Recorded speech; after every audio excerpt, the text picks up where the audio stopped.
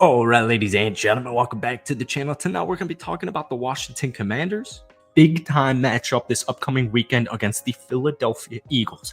They're coming off an embarrassing home loss to the Buffalo Bills 37-3. Now, while it was not a pretty football game, they allowed 9 sacks, 4 turnovers. They were 0 of 2 in the red zone. They were just 1 of 9 on third down. It was one of those games where, as bad as Washington was playing, it was 16-0 in the fourth quarter. Like, it wasn't as bad as the final score makes it out to be. Now, that fourth quarter, the fourth quarter was bad. That was pretty bad. But these things happen. And I feel personally that there's something special about teams the upcoming week when prior to it, their final game or the last game they played, they just get completely embarrassed. Now, I think on primetime football games, if this was a primetime matchup, that would be a little bit more extra. But when somebody comes in, it doesn't matter if they're the best team of football, the worst team of football. When somebody comes into your home turf and they completely embarrass you 37-3, I guarantee you these coaches are not sleeping. I guarantee you these players are not sleeping. This is not a good week of rest, or I should say sleep, for this Washington Commanders team. They are PO'd, and we're going to see it immediately. I think this could be the perfect storm. And keep in mind, the Washington Commanders with Sam Howell as his, he played last season in the final game. This is pretty much his rookie season. I like the personnel they have. This isn't, Super Bowl aspirations this season, right? I love their personnel, but I think it's a perfect storm with Philadelphia and the state how Philadelphia looks in their first 3 weeks. And we're going to talk about all that in today's video. But before we do, if you guys enjoy it, be sure to hit that like button, hit that sub button for daily NFL content. Commanders fans, I've made like a couple of Commanders videos this past month. You've given me over 1,000 likes on every single one of them. I'm going to ask you guys for like 200. I appreciate you guys seriously so much. It is crazy. You guys love your Commanders, and I respect the hell out of it. So one interesting note, I get it. The last 2 games especially, you're down early. All right, and that's going to be extremely important. We'll talk about the Philadelphia matchup at the end of the video. They need to run the football more. So in 2022, the Chiefs' pass-to-run ratio with Eric Bieniemy and Patrick Mahomes was 32% passing to 38% running. So far in 3 games, Washington, with Bieniemy, 65% of passing, 35% of running. And this is weird because Brian Robinson has rushed for 50 or more yards in 10 straight games. That is the longest streak among NFL running backs right now. He's developing beautifully. He's averaging 4.6 yards per carry this season, and his yards per carry has improved each week. Coming off a week, 10 rushes, 70 yards. Now, I get it. You're down 16-0 at halftime, and things kind of have to change. You have to kind of, ramp it up. You got to put up 16 points, and the defense has to start getting stops. Every possession, every play at that point matters because you're coming from behind.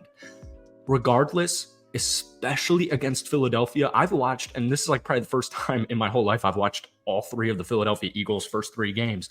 They are so beatable. They have not looked great. All you have to do, what we have yet to see with Philadelphia this season, is you have to score immediately. If Washington can score, if they get the ball on their first possession, or if they don't and they get a stop and they can put a touchdown on the board, that changes a whole lot of things.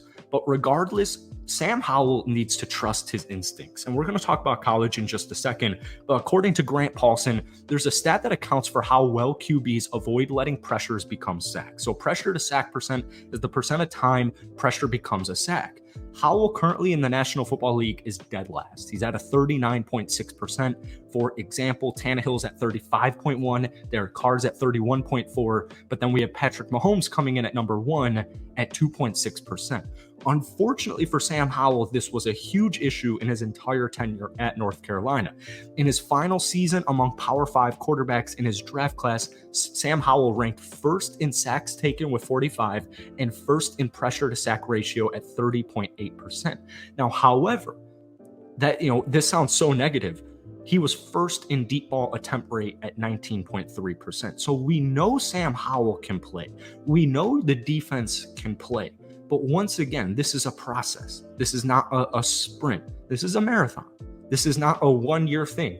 regardless of how Washington's season goes this season, their future is looking bright. What I want to know for Washington this season is Sam Howell my quarterback? Because if Sam Howell isn't my quarterback, that makes this upcoming season a lot more easier. I can go out there, I can get an offensive head coach, I can go take one of like the 8 quarterbacks that's going to be selected in the first round. So it's a win-win situation right now for Washington. I really love a lot of these young pieces that they have.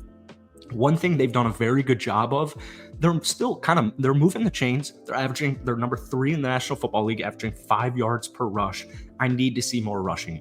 I just need to see more rushing. And obviously, as we've alluded to in that Denver game and in that Buffalo game, if you're going to start, or I should say the Buffalo game, if you're going to start slow, it just changes your game plan, right? We saw it with Denver. This was, prior to last weekend, a phenomenal fourth quarter team.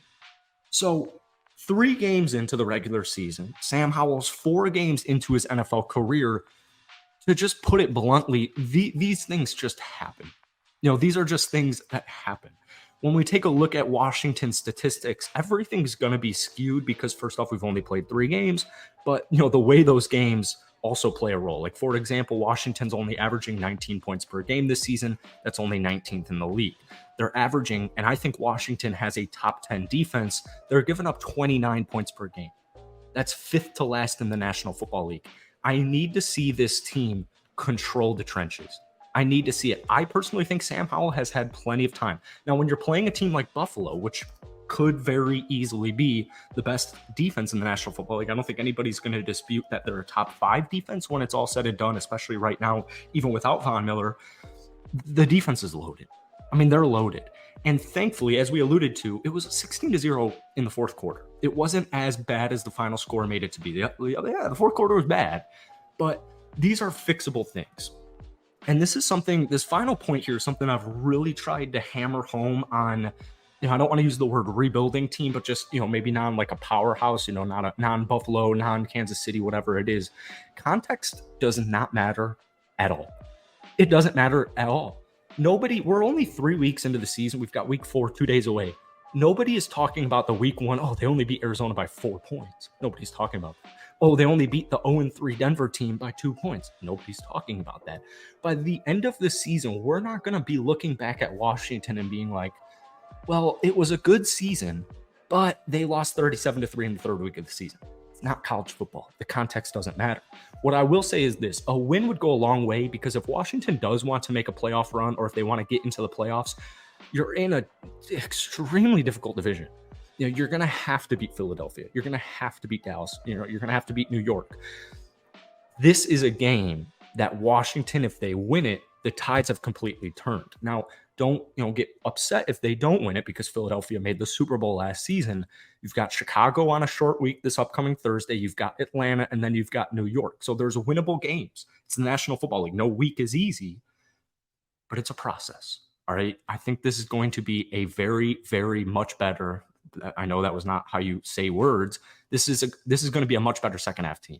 That's it for tonight, man. If you enjoyed it, hit that like button, hit that sub button. Seriously, Commanders fans, you guys are so freaking awesome. I appreciate all your support. I love reading your opinions. Give me a score prediction on this Eagles-Washington game down below.